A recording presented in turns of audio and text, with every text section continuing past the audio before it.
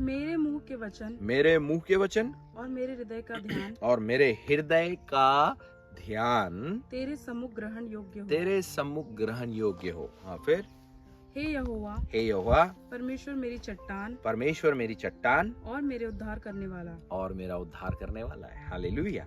यहाँ पे हम बिल्कुल साफ रीति से देख सकते हैं उसके विचार हमारे लिए अच्छे होते हैं। तो ये विचारों पर नियंत्रण सबसे महत्वपूर्ण बात है। क्या हम परमेश्वर के वचन पर विचार करते हैं या फिर लोगों से बात की हुई बातों पर विचार करते हैं या लोगों की बुराई को सुन के उस पर ध्यान लगा के उस पर विचार करते हैं। कई बार शैतान हमें गलत गलत विचारों को डालकर उस पर मेडिटेट करने के लिए हमें दबाव डालता है, और जब हम उस पर मेडिटेट करते हैं तो हमारा दिमाग, हमारा दिल नफरत से भर जाता है, जलन से भर जाता है, शिकायत से भर जाता है, और वो वही चाहता है कि हम परमेश्वर के वचन पर ध्यान मनन ना करें, परंतु हम नेगेटिव बात पर ध्यान मनन करें। अरे वो तो हमको ऐसे बोल दिए थे, वो तो हमको ऐसे बोल रहे थे, वो तो हमको ऐसे देख रहे थे, उनने तो हमारा अपमान किया, वो तो उनको इज्जत नहीं है, वो तो ऐसे। ये सब बातों पर ध्यान, चर्चा, विचार, बोलचाल हमको नहीं करना है। हमको इस अंतिम कठिन समय में परमेश्वर के वचन पर, नम्रता पर, दीनता पर, आज्ञाकारिता पर, पवित्रता पर हमको ध्यान और मनन करना है।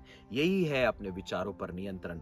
जो अपने विचारों पर नियंत्रण करता है वह अपने जीवन पे जय पाते जाता है। बहुत सारी बातों पर हमें ध्यान नहीं करना है। कोई आपको गाली बक रहा है उस पर ध्यान मत दो, कोई आपको बुराई कर रहा है उस पर ध्यान मत दो, कोई आपको नीचे गिराने की कोशिश कर रहा है उस पर ध्यान मत दो। आपका ध्यान निरंतर परमेश्वर के वचन पर, उसकी पवित्रता पर, उसके विचारों पर जो परमेश्वर आपके लिए फ्यूचर में रखा है, उन विचारों को आपको अपने जीवन में बनाए रखना है मेरे प्रियो।